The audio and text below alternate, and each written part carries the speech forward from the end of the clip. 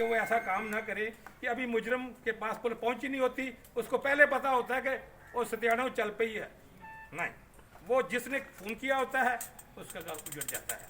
कौन शिकायत करेगा, कौन उसको देखेगा?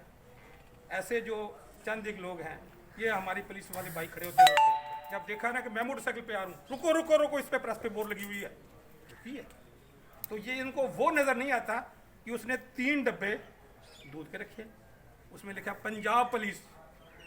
सर, ये हमें शर्म आती है जब हम देखते हैं वो बंदा गुजरा होता है। ऐसे लोग जो है ना, इनको भी ज़रा देखना ही चाहिए।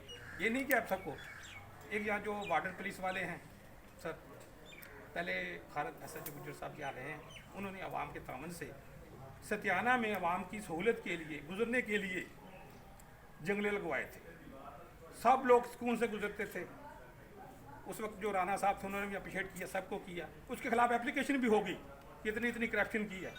हम वहाँ गए, हमने कहा करप्शन का कोई एक बंदा ले आओ, तो उन्होंने कहा मैं भी घर चला जाता हूँ, लेकिन उससे आवाम को फ़ायदा पहुँचा। लेकिन उसने किसी नहीं देखा। वार्डन पुलिस वाले उधर खड़ा होता है, उधर खड़ोता देखता है कहाँ से बोतलें मिलनी है, कहाँ से क्या मिलना है।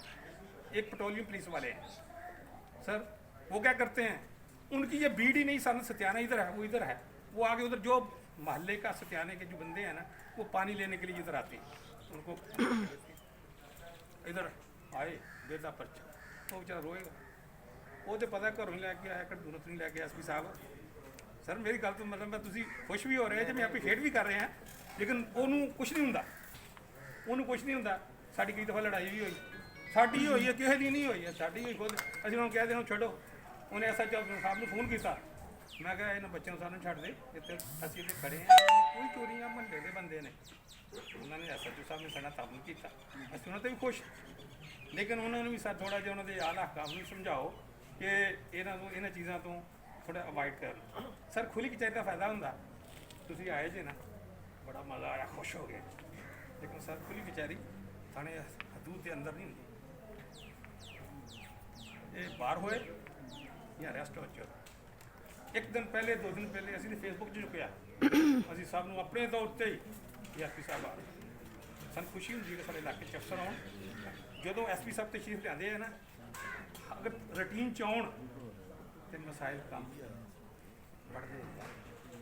मेरी थोड़ा एक गुजारिश है कि जिथे जिथे भी साड़ियाँ कमियां कताइयाँ ने उन्होंने दूर किया जाए, तो जोड़े साढ़े पुलिस डिपार्टमेंट वाले लोग ने ना, उन्होंने कहना चाहिए कि SHO ना तामन कर।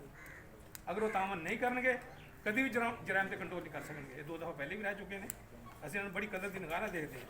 लेकिन सर डाकू का मुकाबला नहीं किया जा सकता, उन्हें जितों जितों निकलो फड़ के उत्थे फड़ लेना। वारदात होंदियां रहिंदियां ने, लेकिन इन्नियां नहीं होनी चाहिए कि सत्याने अड्डे 'ਚ लोग लुट के लै जान, ਜਾਂ इधरों लुट के लै जान। कंट्रोल होना चाहिए, थोड़ी जिहा कंट्रोल होना चाहिए। सर मैनूं उम्मीद है कि तुसीं मेरियां जिहड़ियां चाचा सुनियां ने ना, उन्हां ते अमल दरामद होएगा। मैनूं इस गल दी भी खुशी हुई है कि तुसीं एक बड़ा प्यारा ते मुहब्बत वाला लफ्ज़ बोलिया कि जिस बंदे ने भी एप्लीकेशन दी है 3 दिन च उसदा बैग भी मिलेगा। अब जिसका चीज़ चाहे पाए वो रोशनी। SP साहब ने दिया जला के सर आम रख दिया। I will high appreciate, thank you.